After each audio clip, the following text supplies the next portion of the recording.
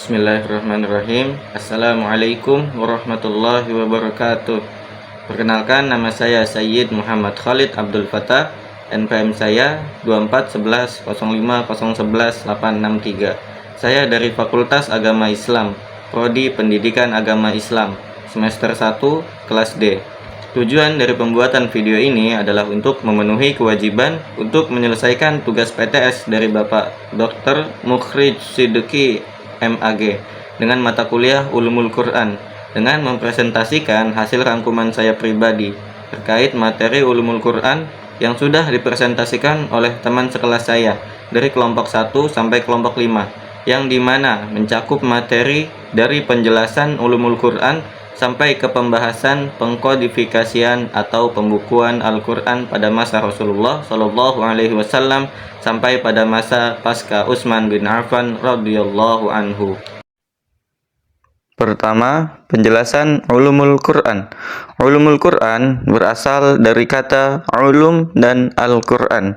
Ulum adalah bentuk jamak dari kata ilm yang berarti ilmu, sedangkan Al-Quran adalah nama kitab yang diturunkan oleh Allah Subhanahu wa taala kepada Nabi Muhammad sallallahu alaihi wasallam. Secara umum, Ulumul Quran mencakup ilmu-ilmu agama Islam dan bahasa Arab. Secara khusus, Ulumul Quran mempelajari Al-Quran dari berbagai aspek terkait Al-Quran.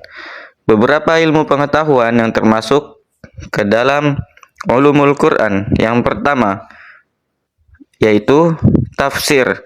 Tafsir adalah ilmu yang mempelajari penjelasan dan interpretasi ayat-ayat Al-Quran, atau bisa disebut juga ilmu yang mempelajari makna Al-Quran secara lebih mendalam dan terperinci dengan berlandaskan periwayatan yang sampai kepada sahabat Nabi Shallallahu Alaihi Wasallam.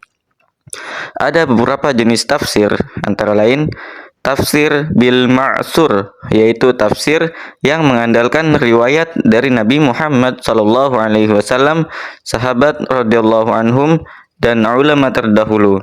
Yang kedua, tafsir bil ra'i, yaitu tafsir yang dilakukan berdasarkan pemahaman pribadi dengan memperhatikan kaidah bahasa Arab dan konteks sosial.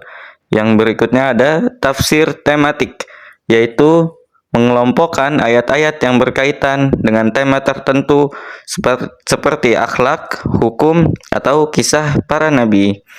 Ilmu selanjutnya yang ada di dalam Ulumul Quran adalah Asbabun Nuzul. Asbabun Nuzul adalah ilmu yang mempelajari sebab-sebab turunnya ayat-ayat Al-Quran.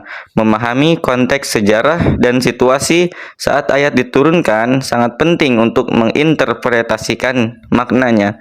Misalnya, ada ayat yang diturunkan sebagai respon terhadap peristiwa tertentu dalam kehidupan Nabi Muhammad SAW. Ilmu yang ketiga yaitu ilmu qiraat. Qiraat adalah variasi bacaan Al-Quran yang sahih.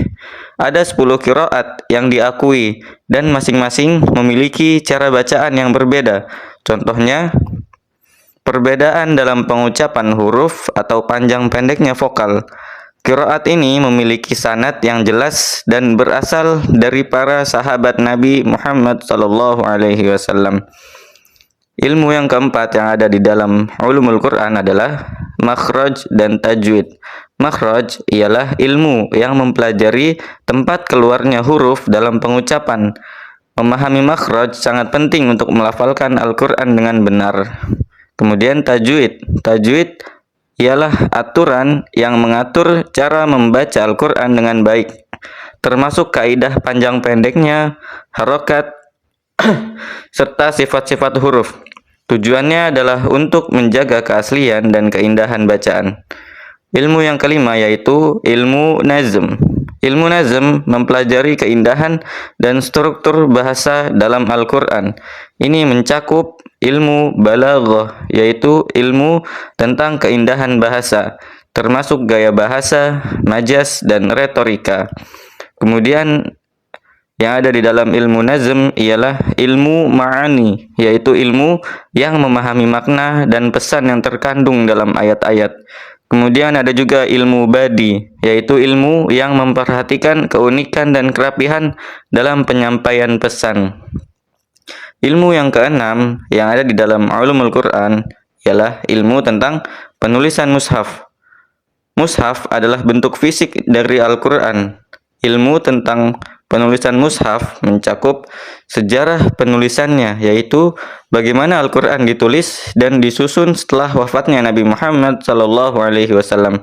Kemudian dalam penulisan mushaf juga terdapat ilmu tata letak, yaitu pengaturan ayat dan surat dalam mushaf.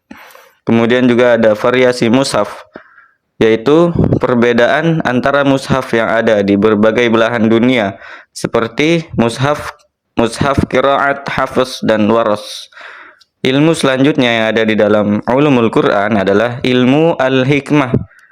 Ilmu al-hikmah ini adalah studi tentang hikmah atau kebijaksanaan yang terkandung di dalam Al-Quran. Banyak ayat Al-Quran mengandung pelajaran moral dan etika yang relevan dengan kehidupan sehari-hari. Ilmu yang ke-8 ialah ilmu fikih Al-Quran. Ilmu ini mempelajari hukum-hukum syariat yang bersumber dari Al-Quran. Ini mencakup penggalian hukum-hukum yang terdapat dalam ayat-ayat dan penerapannya dalam kehidupan umat Islam. Dari beberapa ilmu yang didapat dari ulumul Quran di atas tadi, dapat disimpulkan bahwa ulumul Quran merupakan disiplin ilmu yang sangat penting dalam memahami dan mengamalkan Al-Quran. Dengan mempelajari ulumul Quran, umat Islam dapat lebih mendalami ajaran agama dan menerapkannya dalam kehidupan sehari-hari. Ilmu ini membantu menjaga keaslian teks Al-Quran dan memperdalam penghayatan terhadap pesan-pesannya. Tujuan dari ulumul Quran adalah untuk membantu umat Islam dalam memahami dan mengamalkan ajaran Al-Quran dengan lebih baik. Pada pembahasan yang selanjutnya yaitu adalah pengenalan Al-Quran. Pengenalan Al-Quran secara bahasa memiliki dua arti, yaitu qiraah yang berarti mengumpulkan dan qiraah yang berarti merangkai huruf atau kata satu dengan yang lainnya, atau bisa disebut juga sebagai bacaan. Al-Quran diturunkan kepada Nabi Muhammad SAW melalui perantara malaikat Jibril di Gua Hira pada 17 Ramadan 610 Masehi. Al-Quran memiliki beberapa nama diantaranya, yaitu yang pertama Al-Furqan, yang artinya mampu membedakan antara yang hak dan batil. Yang kedua, Az-Zikr, yang artinya bahwa Al-Quran di dalamnya terdapat berbagai nasihat dan cerita akan umat-umat terdahulu yang dapat dijadikan sebagai pengingat bagi kita. Yang ketiga, Al-Quran bisa disebut juga sebagai Al-Kitab, yang artinya dalam Al-Quran terkumpul dan terhimpun berbagai ilmu pengetahuan dan kisah-kisah terdahulu. Yang keempat, yaitu At-Tanzil, yang artinya bahwa Al-Quran merupakan wahyu yang diturunkan kepada Nabi Muhammad SAW secara berangsur-angsur. Al-Quran memiliki banyak sifat. Di antara sifat-sifat Al-Quran yaitu yang pertama nur atau cahaya, yang kedua mau'izah atau nasihat, yang ketiga rahmah atau rahmat, yang keempat basyir atau pembawa berita gembira, yang kelima nazir, yaitu Al-Quran bersifat pemberi peringatan, yang keenam aziz, yang artinya Al-Quran memiliki sifat atau keagungan yang mulia. Perbedaan antara Al-Quran, hadis qudsi, dan hadis nabawi, yaitu Al-Quran adalah perkataan dan redaksi yang itu langsung dari Allah Subhanahu wa Ta'ala. Tidak ada yang ditambah-tambahkan atau dikurang-kurangi oleh Nabi Muhammad SAW. Sedangkan hadis qudsi ialah hadis yang disandarkan kepada Allah Subhanahu wa Ta'ala tetapi diriwayatkan atau konteks perkataan atau lafaznya melalui redaksi dari Nabi Muhammad sallallahu alaihi wasallam. Sedangkan hadis nabawi adalah hadis yang disandarkan langsung kepada Nabi Muhammad sallallahu alaihi wasallam baik secara lafal maupun maknanya, sesuai dengan perkataan, perbuatan, ketetapan dan sifat-sifatnya Nabi Muhammad sallallahu alaihi wasallam. Hadis nabawi dibagi menjadi dua, yaitu yang pertama hadis tauqifi, ialah bahwa kandungannya diterima oleh Rasulullah sallallahu alaihi wasallam dari wahyu, lalu ia jelaskan kepada umat-umatnya. Yang kedua, hadis taufiqi, artinya bahwa hadis tersebut disimpulkan oleh Rasulullah sallallahu alaihi wasallam menurut pemahamannya terhadap Al-Qur'an. Dalam membedakan Al-Quran dengan hadis qudsi dapat diketahui bahwa makna dan lafaz Al-Quran berasal dari Allah Subhanahu wa Ta'ala, sedangkan hadis qudsi hanya maknanya saja yang dari Allah Subhanahu wa Ta'ala, tetapi lafaznya berasal dari Nabi Muhammad sallallahu alaihi wasallam. Materi selanjutnya yaitu proses turunnya Al-Quran, atau disebut juga sebagai nuzulul Quran. Al-Quran diturunkan ke dunia ini secara bertahap dan berangsur-angsur dalam kurun waktu 23 tahun. Dalam proses penurunannya ini memiliki beberapa tahapan dan hikmah yang mendalam yang dapat diambil pelajaran darinya. Tahapan turunnya Al-Quran yaitu pertama dari Allah Subhanahu wa Ta'ala ke Lauhul Mahfuz. Kemudian yang kedua dari Lauhul Mahfuz ke Baitul Izzah atau langit dunia. Kemudian dari Baitul Izzah barulah disampaikan kepada Nabi Muhammad sallallahu alaihi wasallam melalui perantara malaikat Jibril yang diturunkan secara berangsur-angsur. Ayat-ayat di dalam Al-Qur'an dikelompokkan menjadi beberapa kategori-kategori ayat, yaitu yang pertama Al-Hadari dan As-Safari. Al-Hadari secara bahasa berasal dari kata hadar yang berarti hadir atau menetap. Sedangkan secara istilah Al-Hadari berarti turun ketika Rasulullah Shallallahu alaihi wasallam di rumahnya atau sedang tidak berpergian. Sedangkan dalam As-Safari secara bahasa berasal dari kata safaro yang berarti berpergian. Secara istilah, As-Safari adalah ayat Al-Quran yang turun ketika Rasulullah Sallallahu Alaihi Wasallam berpergian. Kemudian yang kedua ada Al-Laili dan An-Nahari. Al-Laili adalah ayat yang diturunkan pada malam hari. Sedangkan An-Nahari adalah ayat Al-Quran yang turun pada saat siang hari. Kemudian yang ketiga ada As-Sayfi dan Asy-Syita'i. As-Sayfi berarti ayat Al-Quran yang diturunkan pada musim panas atau kemarau. Sedangkan Asy-Syita'i yang berarti ayat Al-Quran yang diturunkan pada musim dingin atau musim hujan. Kemudian ada Firashi Naumi. Firashi Naumi adalah ayat yang diturunkan ketika Rasulullah Shallallahu Alaihi Wasallam tertidur lelap atau tiba-tiba tertidur. Kemudian ada juga Ardi Sama'i. Ardi Sama'i adalah ayat yang diturunkan antara langit dan bumi dan ada juga yang di goa.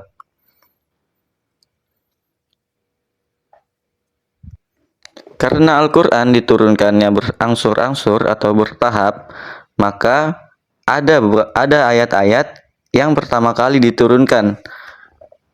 Dalam penurunan ayat ini terdapat perselisihan antara para ulama. Di antaranya yang pertama, ayat yang pertama kali turun ialah Al-Alaq ayat 1 sampai 5. Pendapat yang kedua, ayat yang pertama kali turun ialah Al-Muddatsir.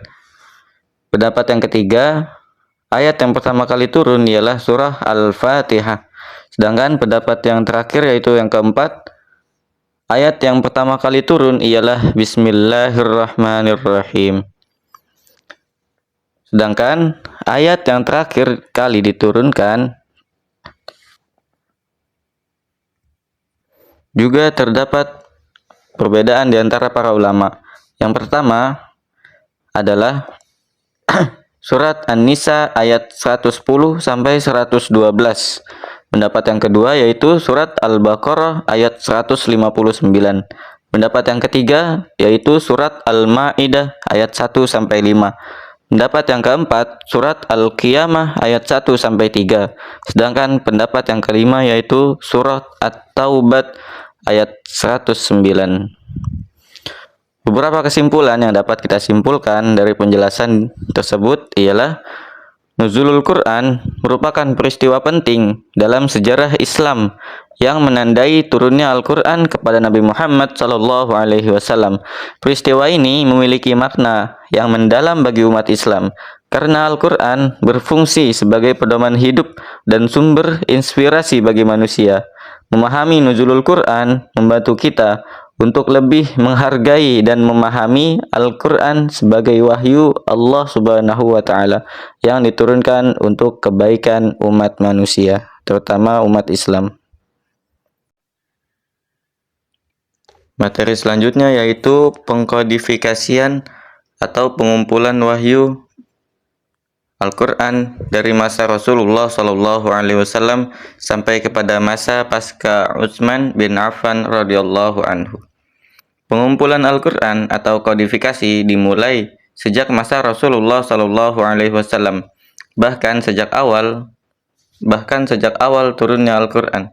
Sebagaimana diketahui, Al-Quran diturunkan secara bertahap. Setiap kali menerima wahyu, Nabi SAW membacakannya di hadapan para sahabat karena beliau diperintahkan untuk mengajarkan Al-Quran kepada mereka. Proses pengumpulan Al-Quran atau Jam'ul Quran adalah tahapan penting dalam sejarahnya. Melalui proses ini, Al-Quran terjaga dari pemalsuan dan perselisihan mengenai ayat-ayatnya, seperti yang terjadi pada kitab-kitab sebelumnya, serta terhindar dari kepunahan. Mengenai pemeliharaan Al-Quran, Allah Subhanahu wa Ta'ala telah berjanji dalam Quran surat Al-Hijr ayat 9 yang artinya, sesungguhnya kamilah yang menurunkan Al-Quran dan sesungguhnya kami benar-benar memeliharanya. Pada masa Rasulullah SAW masih hidup, pengumpulan dan penyatuan Al-Quran dilakukan dengan dua cara, yaitu pertama, pengumpulan dalam dada atau penghafalan. Kemudian yang kedua, dengan penulisan, baik penulisan di atas pelepah kurma, tulang belulang, dan lain sebagainya.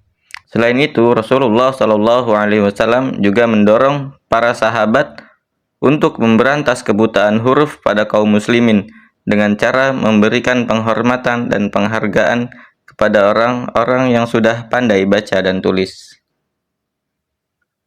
Kodifikasi Al-Quran pada masa Abu Bakar As-Siddiq. Pada tahun pertama pemerintahannya, Abu Bakar radhiyallahu anhu menghadapi sekelompok orang murtad yang menyebabkan kekacauan yang berujung pada pecahnya Perang Yamamah pada tahun 12 Hijriah. Perang ini akhirnya dimenangkan oleh kaum muslimin, meskipun tetap membawa dampak negatif, yaitu banyaknya penghafal Al-Quran dari kalangan sahabat yang gugur. Menurut riwayat yang masyhur, ada sekitar 70 orang penghafal Quran yang gugur dalam medan perang tersebut. Sedangkan sebelumnya, ada beberapa rangkaian perang pecah yang mengakibatkan hal yang sama, yaitu dalam pertempuran di Bir'u Ma'unah. Keadaan ini sangat mengkhawatirkan karena prihatin dengan kondisi. Apabila dibiarkan, maka akan mengancam keberlangsungan Al-Quran.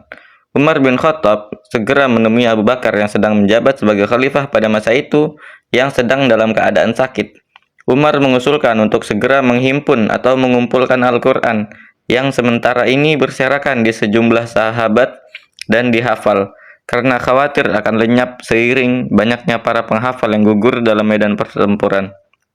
Pada awalnya, Khalifah Abu Bakar merasa ragu, namun setelah dijelaskan oleh Umar tentang nilai positifnya, ia menerima usulan tersebut. Dan Allah Subhanahu wa Ta'ala melapangkan dada Abu Bakar As-Siddiq radhiyallahu anhu untuk melaksanakan tugas yang mulia itu. Abu Bakar mengutus Zaid bin Sabit untuk segera menangani dan mengumpulkan Al-Quran dalam satu mushaf. Awal mulanya Zaid pun ragu, tapi sebagaimana Allah Subhanahu wa taala melapangkan dada Abu Bakar dan Umar, Allah Subhanahu wa taala pun melapangkan pula dada Zaid. Adapun beberapa indikator yang membuat Abu Bakar rasa ragu adalah: yang pertama, Abu Bakar khawatir apabila orang-orang Islam akan mempermudah dalam usaha menghayati dan menghafal Al-Quran. Ia juga merasa khawatir bila mereka hanya berpegang pada apa yang ada pada mushaf sehingga jiwa mereka menjadi lemah untuk menghafal Al-Quran. Yang kedua, Abu Bakar As-Siddiq selalu berusaha agar tetap bertitik tolak dari batasan-batasan syariat dan berpegang teguh pada jejak-jejak Rasulullah Shallallahu Alaihi Wasallam, sehingga ia merasa khawatir apabila idenya itu termasuk bid'ah yang tidak diketahui dan tidak dikehendaki oleh Rasulullah Shallallahu Alaihi Wasallam. Oleh karena itu Abu Bakar berkata kepada Umar, "Mengapa aku harus melakukan sesuatu yang tidak pernah dilakukan oleh Rasulullah Shallallahu Alaihi Wasallam?" Mungkin ia khawatir terpengaruh oleh ide-ide yang bisa membawanya menyimpang dari sunnah Rasulullah Shallallahu Alaihi Wasallam dan berujung pada bid'ah. Zaid bin Sabit memulai tugas berat ini dengan mengandalkan hafalan para qurra dan catatan dari para penulis wahyu. Lembaran-lembaran itu disimpan oleh Abu Bakar. Setelah ia meninggal pada tahun 13 Hijriah, lembaran-lembaran tersebut berpindah ke Umar dan tetap bersamanya hingga wafat. Selanjutnya, mushaf itu dipegang oleh Hafsah, putri Umar bin Khattab. Utsman pernah meminta mushaf itu dari Hafsah saat ia pertama kali menjadi khalifah. Zaid bin Sabit pun menceritakan, Abu Bakar memanggilku setelah mendengar berita tentang perang Yamamah. Umar sudah berada di sana. Abu Bakar mengatakan bahwa Umar datang kepadanya dan melaporkan bahwa perang di Yamamah telah menyebabkan banyak korban dari kalangan Qurra, dan ia khawatir jika hal yang sama terjadi di tempat lain, maka banyak penghafal Al-Quran yang akan musnah, dan Al-Quran pun ikut musnah. Ia menyarankan agar aku memerintahkan seseorang untuk mengumpulkan Al-Quran. Aku awalnya berkata, bagaimana kita bisa melakukan sesuatu yang tidak pernah dilakukan oleh Rasulullah SAW. Namun, Umar bersumpah, demi Allah ini adalah perbuatan yang baik. Ia terus membujukku hingga Allah membuka hatiku untuk menerima usulan tersebut, dan akhirnya aku setuju dengan Umar. Adapun beberapa alasan mengapa Zaid yang ditunjuk untuk mengemban pengkodifikasian Al-Quran adalah sebagai berikut. Yang pertama, karena Zaid merupakan anak muda yang mencerminkan semangat dan energi yang luar biasa. Kemudian karena akhlak yang selalu bersih, membuat Abu Bakar secara khusus mengakui dengan mengatakan, kami tidak pernah memiliki prasangka buruk terhadap Anda. Yang ketiga, kecerdasan Zaid menyoroti beberapa pentingnya kompetensi dan kesadaran. 4. Pengalamannya di masa lampau sebagai penulis wahyu. Yang kelima, Zaid adalah salah satu dari sedikit sahabat yang beruntung mendengar bacaan Al-Quran dari malaikat Jibril bersama Nabi Muhammad SAW di bulan Ramadan. Pada masa Utsman bin Affan, setelah kaum muslim sepakat untuk membaiat Utsman bin Affan sebagai khalifah ketiga setelah Abu Bakar dan Umar, umat Islam berada dalam keadaan makmur dan bahagia. Wilayah Islam pun semakin meluas. Khalifah Umar berhasil menciptakan stabilitas sosial politik di dalam negeri, sehingga ia bisa fokus pada perluasan wilayah Islam. Saat Utsman menjabat sebagai khalifah, ia melanjutkan banyak kebijakan Umar, termasuk melakukan ekspedisi untuk memperoleh wilayah baru. Perluasan ini menciptakan situasi sosial yang belum pernah terjadi sebelumnya, dan penguasa muslim harus mengantisipasi berbagai hal baru untuk menyatukan umat Islam yang terdiri dari berbagai kalangan. Beberapa manfaat yang bisa didapatkan dari pembukuan Al-Quran ialah: pertama, dapat menyatukan umat Islam dengan satu mushaf yang ejaan dan tulisannya seragam. Yang kedua, memajukan umat Islam dalam hal penjagaan, pelestarian, penafsiran, penerjemahan, kajian dan memahami pemahaman umat Islam dalam memahami agama Islam dengan sebenar-benarnya. Yang ketiga, menyatukan bacaan, kendati pun masih ada perbedaan, namun harus tidak berlawanan dengan ejaan Mushaf Utsmani. Yang keempat, menyatukan tertib susunan surat-surat menurut tertib urut yang kelihatan pada mushaf sekarang ini. Dalam beberapa riwayat disebutkan bahwa ada 12 orang yang terlibat dalam menyalin mushaf. Namun, 4 orang yang pertama diperkirakan melakukannya duluan, sehingga orang lain bertanggung jawab untuk menyalin mushaf lain yang dikirim ke berbagai tempat. Nama-nama tersebut ialah yang pertama Zaid bin Sabit, yaitu ketua tim yang berasal dari Madinah atau kalangan Ansor. Kemudian yang kedua ada Abdullah bin Zubair. Dia berasal dari Mekah atau dari kalangan Muhajirin. Yang ketiga ada Sa'ad bin Al-As. Beliau berasal dari Mekah atau kalangan Muhajirin. Yang keempat ada Abdurrahman bin Al-Haris yang berasal dari Mekah atau kalangan Muhajirin.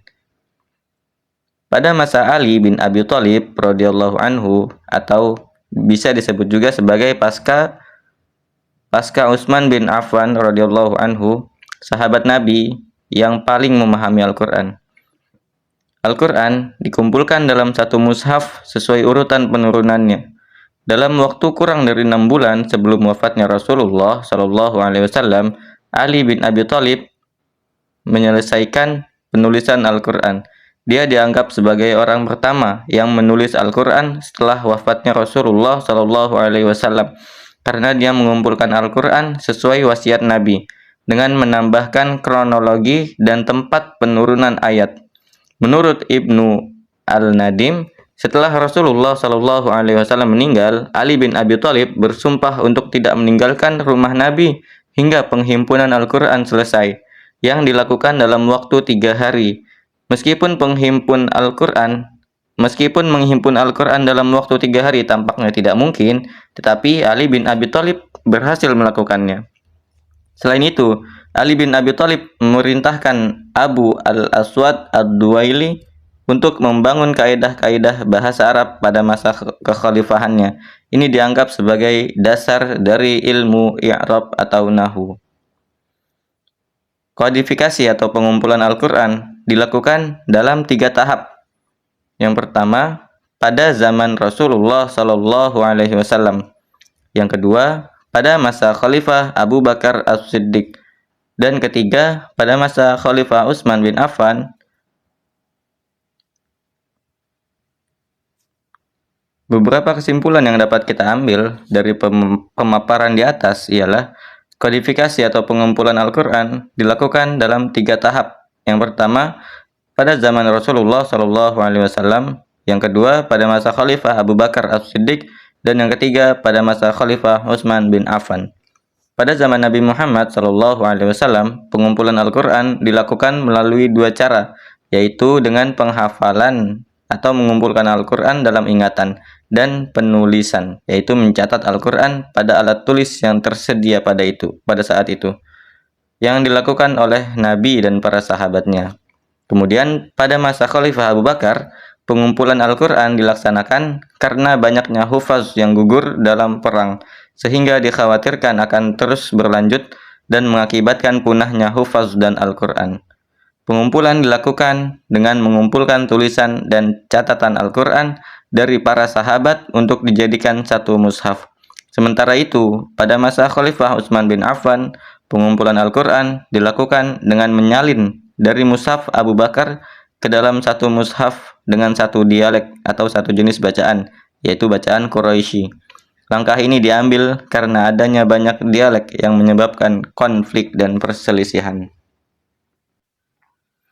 Demikian apa yang bisa saya rangkum dan simpulkan dari pemaparan materi yang diberikan oleh teman-teman kelas saya dari kelompok 1 sampai kelompok 5. Semoga dapat menambah wawasan dan pengetahuan bagi saya pribadi dan siapapun yang menonton dan menyaksikan video ini. Wabillahi taufiq wal hidayah. Wassalamualaikum warahmatullahi wabarakatuh.